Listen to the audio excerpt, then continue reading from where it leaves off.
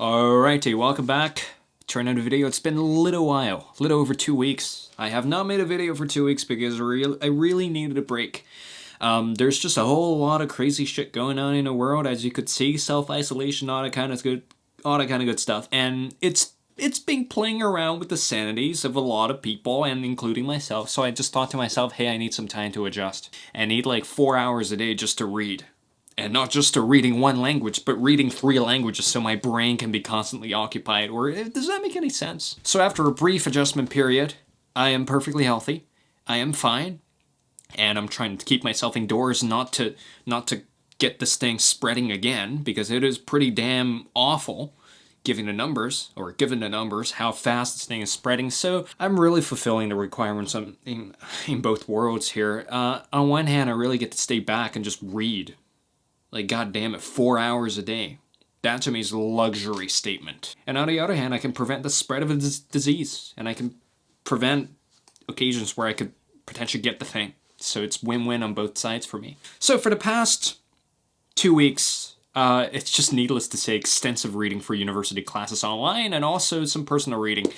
And this is one of the things that I think is really valuable for us to talk about. It's this idea of being very intimidated by big name literature like Marcel Proust.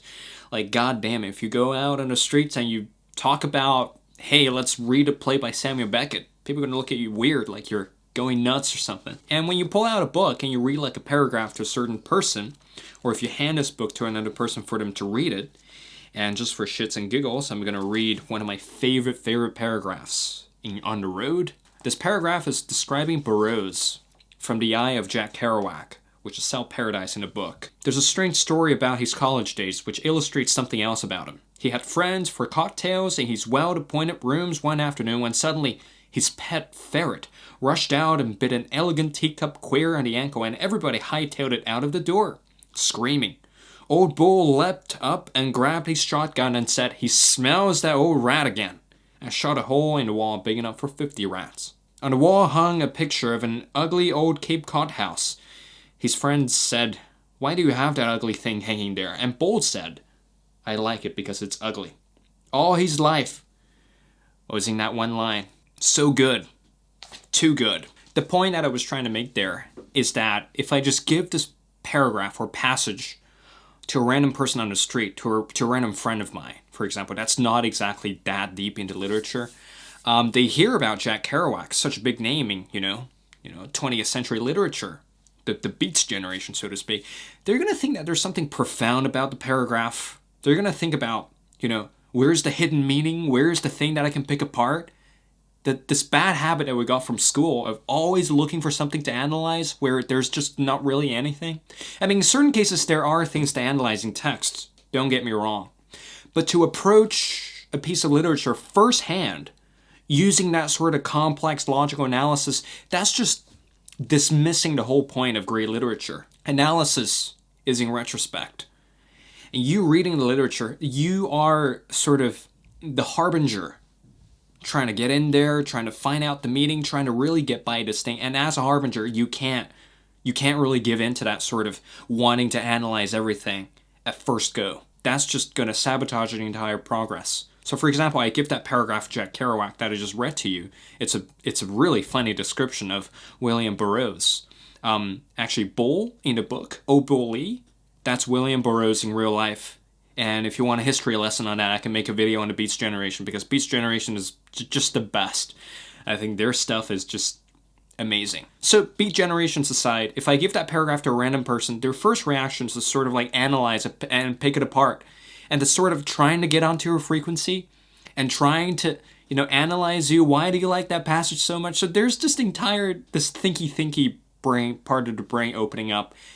But if you're somewhat of a reader, somewhat of a long-term reader, somewhat of a veteran in a booktube community or on Goodreads or something like that, you're gonna get to the point where reading literature is not about picking apart everything.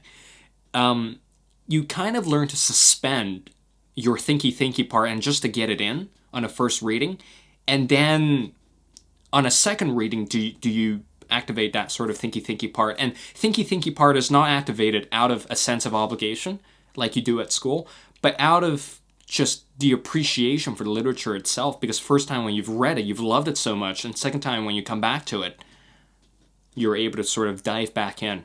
So this, in the book, which I talked about before, how to read a book, this is inspectional reading versus analytical reading. Inspectional reading is sort of you diving in firsthand and then trying to find out what you can. You know, weave through the bushes, so you don't have to get everything.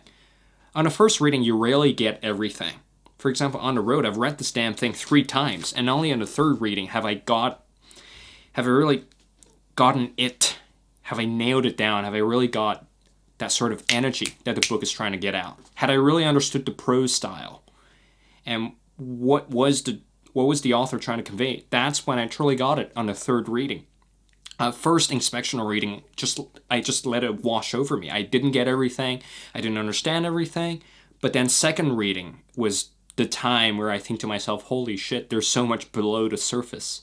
And third reading was really when, you know, all light bulbs went on. So to expect yourself to understand a piece of literature and be very intimidated by a piece of literature is just not a very good way to go about it. First reading, don't expect yourself to understand everything. Just read it for the enjoyment of it.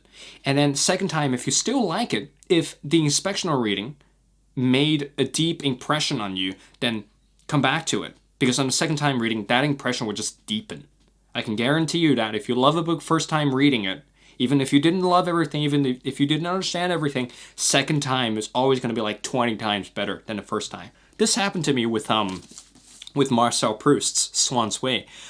This first volume, I tried to read it multiple times. First time when I read it, it was at a holiday resort, so I had a lot of time. So I wasn't allowed to go outside because I didn't want to go outside. It was too hot outside. It was aircon indoors, so I thought, hey, I'm going to sit down and read Swann's Way. So I read like a good half of it, and it just drove me bonkers because Proust is pretty tough.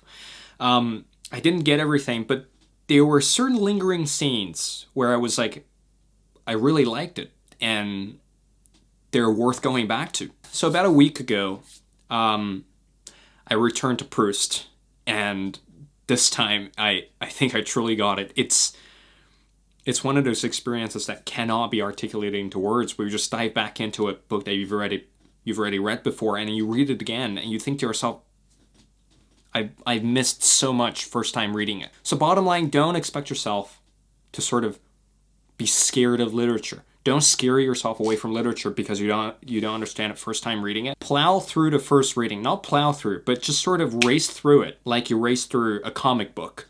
And just for the pure joy of it. Once you reach the end, there are lingering thoughts that would either convince you to come back to it or just drive you away from the book completely. You have to judge that for yourself. And then when you return to it, that's sort of when you can really begin to appreciate that piece of literature. If you expect yourself to sort of get it on the first reading, that's putting too much work on yourself. You won't get everything. Second reading is where everything would shine. And this is the value of reading fewer books. You gain more enjoyment out of the few books that you truly know well, instead of surveying 20 books and knowing them vaguely. And this is one of the ways to truly appreciate literature. And that's all I have for today. I'll see you guys in the next one.